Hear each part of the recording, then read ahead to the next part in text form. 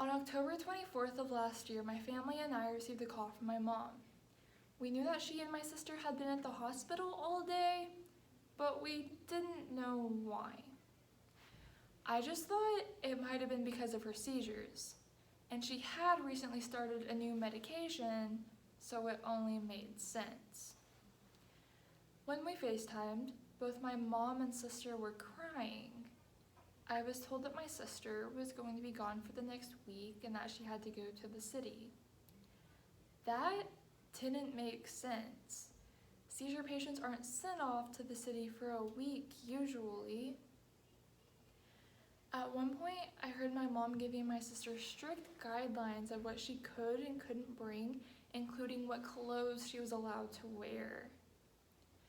It wasn't until later that I was told that my sister, the one who is usually the loud one, the one who laughs the most, the one who makes annoying TikToks,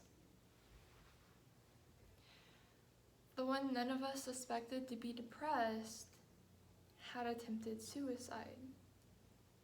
Immediately, my world stopped spinning, and it wasn't until later that I finally understood why. Well, I'm still understanding why. This is what I have learned so far. When her meds were changed, her mind changed. And when she logged on to social media, she found no validation in what she was feeling.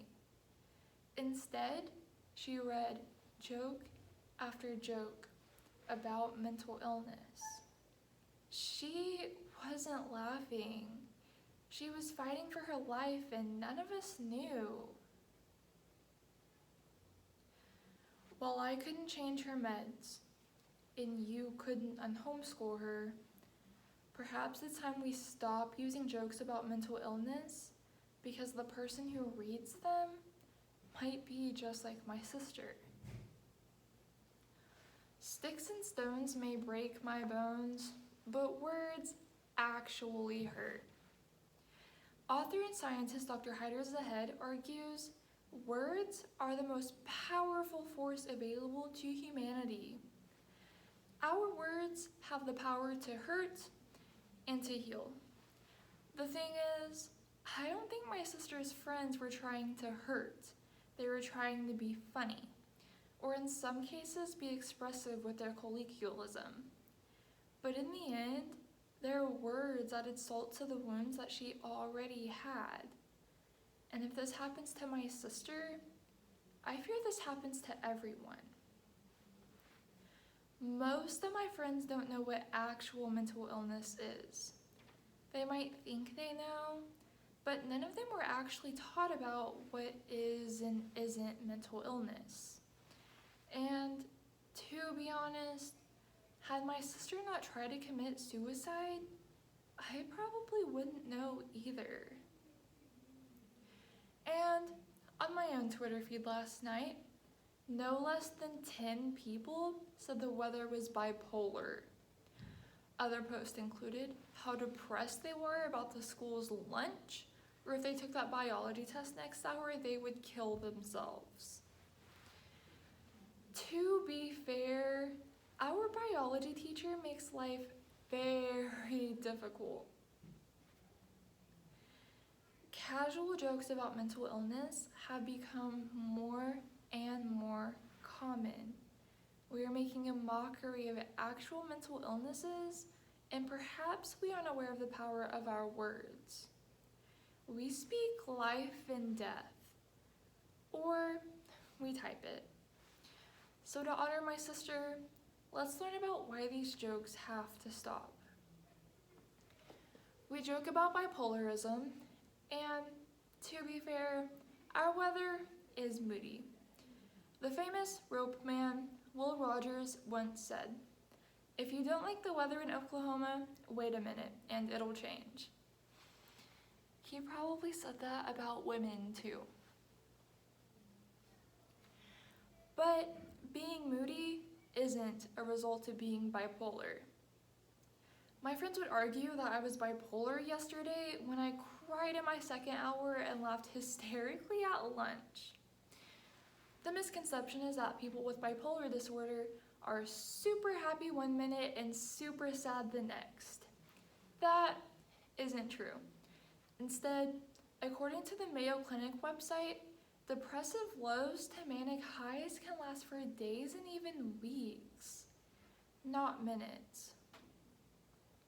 There is a confusion in our culture about anxiety as well. Some may think anxiety is just being stressed or nervous. While everyone feels stressed from time to time, like now as we prepare for both a virtual and in-person season, not all will experience anxiety.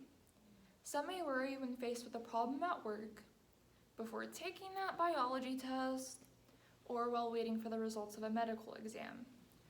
But even strenuous stress isn't the same as an anxiety disorder. Instead, the National Institute of Mental Health notes that while anxiety can be triggered by stress, sometimes panic comes without a worry at all. It is fight or flight for some. Imagine feeling like a 500-pound weight is sitting on your chest while you're trying to make sense of Pythagorean theorem. That is what anxiety feels like. We aren't just worried. Medically, anxiety is often paired with depression. Culturally, it is also misunderstood. Some people think depression is just being sad or upset. But as stated by Medical News Today, depression is a mood disorder that involves a persistent feeling of sadness and loss of interest. I was diagnosed with depression when I was 12, and I can confirm that it is not just feeling quote unquote sad. So when the smart kid says that they're depressed because they made an 88 on their research paper, they're really just upset. Perhaps the worst mental disturbance made light of is a suicidal tendency. My generation jokes about suicide often. To quote a student in the hallway, I would kill myself if I had to take that class. Generations before me would joke, shoot me now. These jokes aren't funny, yet we keep making them to express our dislike of something. And although we are just kidding, people are actually committing suicide. Suicide is the second leading cause of death for ages 10 through 21, and it is said that there are many more attempts for every completed teen suicide.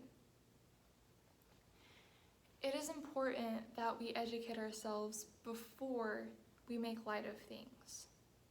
So, the weather isn't bipolar. It's just moody or hungry. Give it a Snickers, and the wind will sweep down the plains again.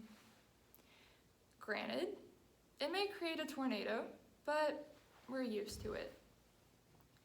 And our friends are depressed that this or that happened. They're upset. We need to normalize all emotions, not just happiness. And maybe stop joking about mental illness. With therapy, love, and less social media time, my sister is getting better. She's back to that happy little girl she used to be. Remember those annoying TikToks she used to make? I made one with her.